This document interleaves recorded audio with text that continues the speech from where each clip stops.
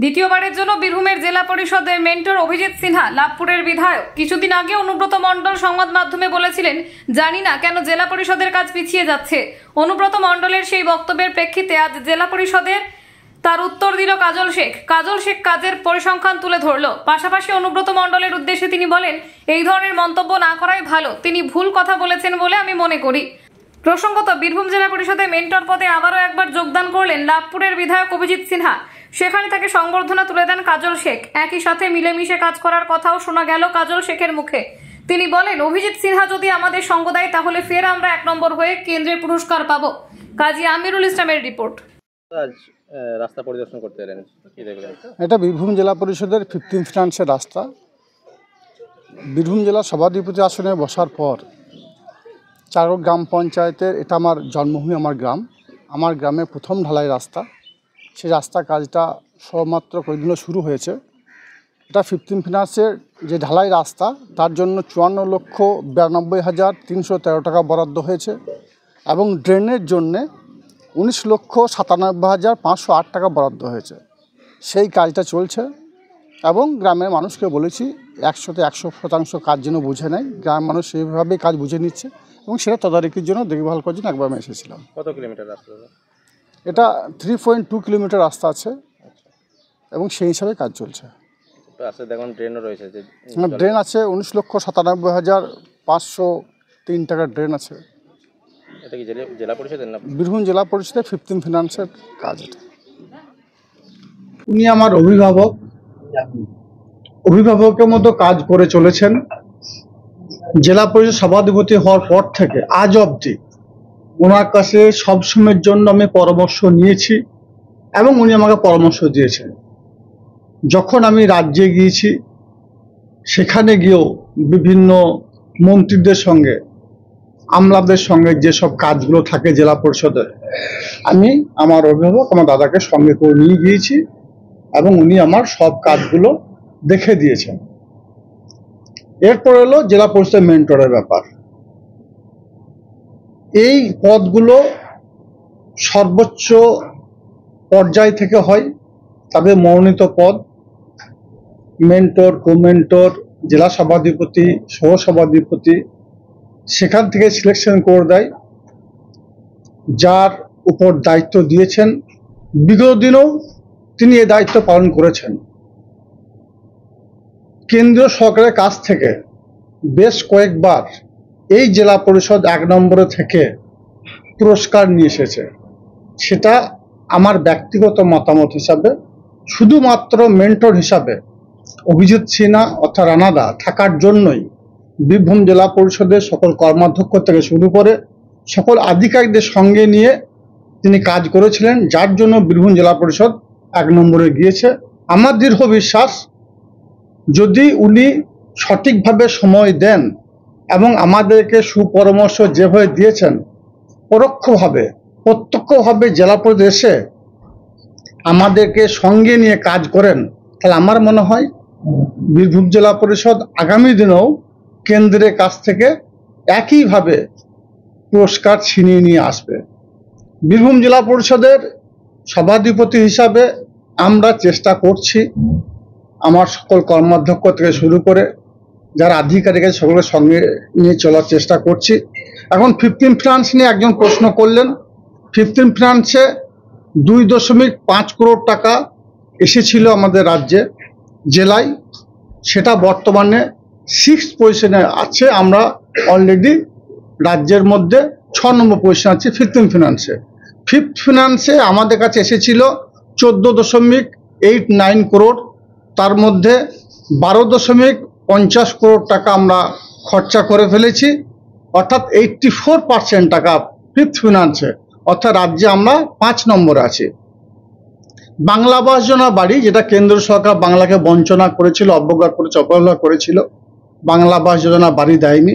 বীরভূম জেলার ক্ষেত্রে আমাদের মাননীয় মুখ্যমন্ত্রী মাননীয় মমতা বন্দ্যোপাধ্যায় 52,909টি বাড়ি দিয়েছিলেন।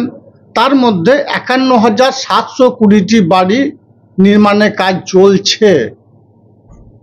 কিছু বাড়ি নির্মাণ করা হয়নি, কারণ মাইগ্রেন্ট ওয়ার্কার আছে যারা কর্মসূত্রে রাজ্যের বাইরে আছে, তাদেরকেও চিঠি করা হয়েছে। স্যানিটেশনের ক্ষেত্রে ৭৭,১৫৬টি টয়লেটের কাজ অলরেডি কমপ্লিট হয়ে গেছে। ১২৪১টি টয়লেটের কাজ চলছে।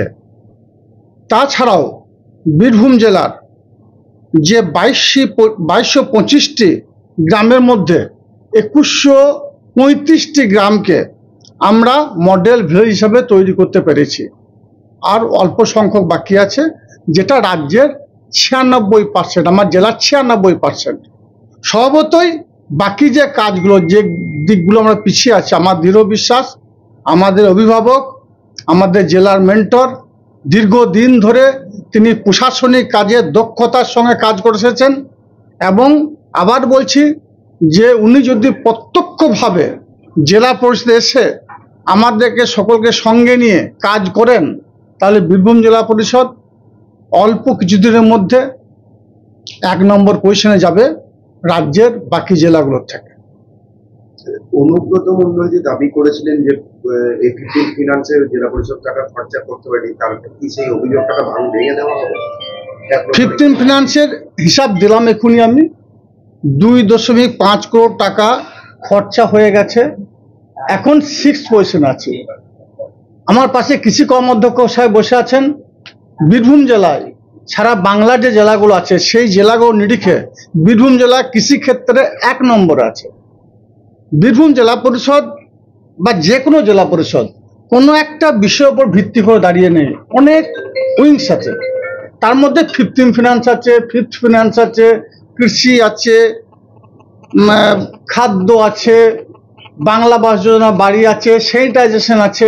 কোনো একটা জিনিসের উপর বিচার করে তো কত নাম্বারে সেটা বিচার করা ঠিক নয়, বা যিনি করেছেন তিনিও ঠিক করেছেন বলে আমি মনে করি না। স্বভাবতই বীরভূম জেলা পরিষদ ভালো জায়গায় আছে, আরো ভালো জায়গায় থাকবে, কারণ আমাদের অভিভাবককে আমরা পাশে পেয়েছি। নতুন করে মেন্টর হিসেবে দ্বিতীয় পর্যায়ে আগামী দিনে পরিকল্পনা কি এবং কি? দেখুন, আগামী দিনের পরিকল্পনা এটাই যে আপনারা জানেন যে মেন্টরের মূল দায়িত্ব হচ্ছে জেলা পরিষদের যারা কর্মকর্তা আছেন, সভাধিপতি, সহকারী সভাধিপতি এবং আধিকারিক, তাদেরকে মেন্টরের দায়িত্ব হচ্ছে সাজেশন দেওয়া, অ্যাডভাইস দেওয়া, গাইড করা। তো খুব স্বাভাবিকভাবেই সেই দায়িত্ব আমি আগেও পালন করেছি এবং এখনো পালন করব। এবং আমার যেটা সাজেশন থাকবে, অ্যাডভাইস থাকবে, গাইডেন্স থাকবে, সেটা যখন স্থায়ী সমিতির মিটিং হবে, যেখানে সভাধিপতি, সহকারী সভাধিপতি, কো-মেন্টর, বিভিন্ন কর্মাধ্যক্ষরা, বিভিন্ন পঞ্চায়েত সমিতির সভাপতিরা, আপনারা জানেন যে বিভিন্ন কমিটিতে, স্থায়ী সমিতিতে তারা সবাই যুক্ত আছেন। তো তাদের সাথে কথা বলে আমার যেটা অভিজ্ঞতা আছে সেটা আমি তাদের সঙ্গে শেয়ার করবো, তাদেরকে বলবো যে এইভাবে করলে ভালো হয়, এবং সেখানে আমার বক্তব্য থাকবে। এবং মেন্টরটা তো আপনি জানেন যে মাননীয় মুখ্যমন্ত্রী 11 সালে আসার পর মেন্টর এবং কো-মেন্টর পদ রাজ্য সরকারের সিদ্ধান্ত অনুযায়ী এটা হয়েছে। এবং সেই জায়গা থেকে দাঁড়িয়ে আমাদের মূল দায়িত্ব হচ্ছে গাইড করা, অ্যাডভাইস দেওয়া, সাজেশন দেওয়া। আগামী দিনের জন্য কোনো পরিকল্পনা কি নির্ধারিত করা হয়েছে? হ্যাঁ, আজকে তো আজকে আমরা এসেছি, আজকেই অর্থের মিটিং আছে। আমরা জানি অর্থ স্থায়ী সমিতি অত্যন্ত গুরুত্বপূর্ণ। তো সেখানে একটু আমরা বুঝে নেবো যে কি কি কাজ আছে, এবং খুব ভালো কাজ করছে আমাদের জেলা পরিষদ। আমাদের সভাধিপতি কাজল শেখ আছেন, সহকারী সভাধিপতি স্বর্ণলতা আছেন, আমাদের কর্মাধ্যক্ষরা রয়েছেন, কো-মেন্টরও নবনিযুক্ত হয়েছেন, এবং আদিবাসী সম্প্রদায়ের ছেলে, খুব ভালো ছেলে। এবং সবাই মিলে এডিএম সাহেব, ডিএম সাহেব, যিনি আমাদের এক্সিকিউটিভ অফিসার, সমস্ত আধিকারিক, তারা সবাই খুব ভালো কাজ করছেন। এবারে আমি আবার নতুন করে আর কি কি কাজ করলে ভালো হয়, কি পরিকল্পনা নিয়েছেন, তার সঙ্গে যদি আর কিছু অ্যাড করতে হয়, এইগুলো আলোচনা করবো। 15 ফিনান্সের টাকা নাকি খরচ করতে পারছে না জেলা পরিষদ। দেখুন, একটা কথা বলি, এটা তো আপনি বলছেন, কিন্তু আমি তো এখনো ফাইল দেখিনি, বা এখনো আমি এদের কাগজপত্র দেখিনি। তো যখন কাগজপত্র দেখবো, ফাইল দেখবো, এবং অর্থের আলোচনা আছে, সেগুলো যখন আমরা করবো, তখন এটা বোঝা যাবে। তবে এটুকু বলতে পারি যে যদি কোনো কারণে, যদি আমি কাগজ না দেখেই বলছি, যদি কোনো কারণে পিছিয়ে থাকে, নিশ্চয়ই তার পেছনে কোনো হয়তো কারণ আছে। সেই জায়গাগুলোকে আমরা সবাই মিলে একত্রিতভাবে অ্যাজ এ টিম আমরা সেটাকে ঠিক করব। এবং আপনি দেখতে পাবেন আগামী 3 মাসের মধ্যে আমরা মাননীয় মুখ্যমন্ত্রী মমতা বন্দ্যোপাধ্যায়ের আশীর্বাদে আমরা বীরভূম জেলাকে 1 নম্বর জায়গায় নিয়ে যাব, সবাইকে নিয়ে। বীরভূম জেলা পরিষদ 1 নম্বর জায়গায় যাবে। রাজনৈতিকভাবে রানা সিংকে দীর্ঘ সময় ধরে দেখা যাচ্ছে লাভপুরের মধ্যেই আবদ্ধ। নতুন মেন্টারের দ্বিতীয় পর্যায়ে কবে বীরভূম জেলার উন্নয়নে সামিল হতে দেখা যাবে? আমি একটা কথা বলি, আমি যেহেতু আজকে এখানে সরকারি জায়গায় আছি এবং মেন্টারটি একটু সরকারি পদ, আপনারা জানেন যেটা একদম উচ্চ স্তরে এর সিদ্ধান্ত হয় যে কে মেন্টার হবেন, কে সভাধিপতি হবেন, কে কো মেন্টার হবেন, এগুলো তো জানেন আপনারা, সহকারী সবই একদম উচ্চ পর্যায়ে ঠিক হয়। তো ন্যাচারালি এটা একটি সরকারি পদ, তাই আমি এখানে কোনো পলিটিক্যাল বক্তব্য রাখতে চাই না। আমি পার্টি অফিসে বা এই সরকারি অফিসের বাইরে গিয়ে নিশ্চয়ই বলতে পারি, সেটি সেম বলার মতো জায়গা থাকে। তবে হ্যাঁ, আমি আমার বিধানসভার কাজের জন্য ব্যস্ত ছিলাম। প্রথমে যখন আমাদের কাজল দায়িত্ব নেন তখন গেছি, তারপর বিধানসভার বিভিন্ন উন্নয়নমূলক কাজের সঙ্গে যুক্ত, বিধানসভা স্ট্যান্ডিং কমিটি, বিধানসভার সেশন, এইসবের জন্য গত 8-9 মাস। কারণ জাস্ট আপনারা জানেন যে 23 সালে আপনার পঞ্চায়েত ভোট হয়েছিল, ওই 23 সালটাতে আমি এসেছিলাম। 24 সালে বিভিন্ন কারণে হয়তো সবসময় আসা হয়নি, কিন্তু ফোনে কথা হতো এবং আমার যা suggestion advice as a mentor আমি দিয়েছি, এবং উনি যখন কলকাতায় গেছেন পঞ্চায়েত দপ্তরে যোগাযোগ করা ইত্যাদি, ওনাকে সঙ্গে নিয়ে আমরা সেগুলো করেছি। হয়তো এখানে ফিজিক্যালি দেখতে পাননি, কিন্তু নিশ্চয়ই রাজ্য সরকারের সঙ্গে যে লিয়াজও মেনটেন করা, সেখানে যাওয়া, সেগুলোতে আমরা নিশ্চয়ই করেছি এবং আগামী দিনেও করবো। আর একটা কথা বারবার বলছি যে আমি মাননীয় মুখ্যমন্ত্রীকে প্রণাম জানাই এবং আমার আন্তরিক কৃতজ্ঞতা জানাই যে তিনি আস্থা বিশ্বাস রেখেছেন এবং কন্টিনিউ করছি। আপনারা জানেন যে এটা মানে একদম উচ্চ স্তরে কে মেন্টার থাকবেন, কে থাকবেন না, কে কো মেন্টার থাকবেন কি থাকবেন না, কি নতুনভাবে কে কো মেন্টার হবেন, এটা গোটা রাজ্যে যত জেলা পরিষদ আছে সব জায়গাতে এটা নিয়ে রিভিউ হয়ে এই সিদ্ধান্ত।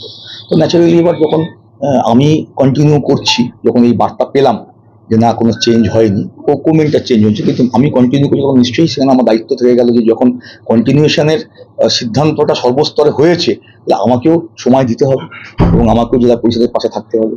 তো সেই জন্যই আমার আশা, এবং আশা করি আমার নিজের বিধানসভা ক্ষেত্রের যে কাজকর্ম, সাংগঠনিক কাজ, সরকারি কাজ, কলকাতার যে কাজ উন্নয়নমূলক, বিধানসভা অ্যাটেন্ড করে সময় বার করে নিশ্চয়ই আসবে।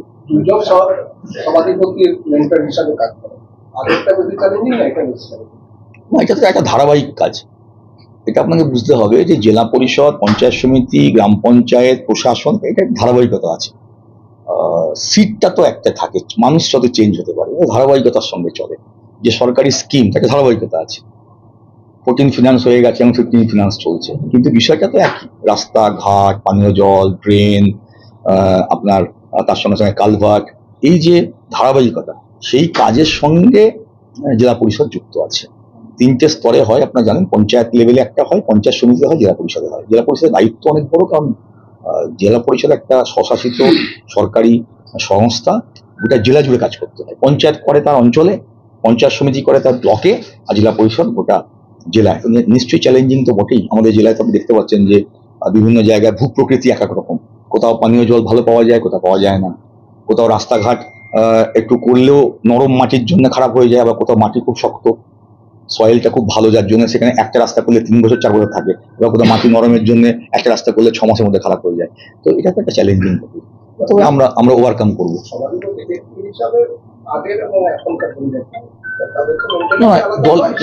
না, একই দলের তো, আমরা তো একই দল বিলং করি, আমরা তো একই দলে, আমরা তো মমতা বন্দ্যোপাধ্যায়ের সৈনিক, আমরা তো মমতা বন্দ্যোপাধ্যায়ের সৈনিক, আমরা তো একই দলে বিলং করি, তৃণমূল কংগ্রেস, যিনি আমাদের সর্বোচ্চ নেত্রী। সুতরাং এখানে তো ব্যক্তির কোনো বিষয় নেই, যখন যাকে দায়িত্ব দিয়েছেন সে সেটা পালন করেছে।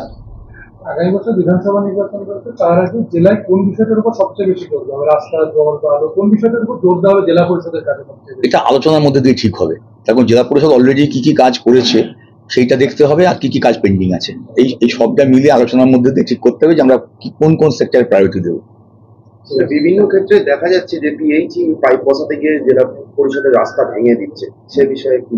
সেটা যেদিনকে পিএইচই স্থায়ী সমিতির মিটিং থাকবে সেদিনকে আমরা এই বিষয়ে আলোচনা করবো, এবং তারপরে আপনারা এলে আমরা বলে দেবো।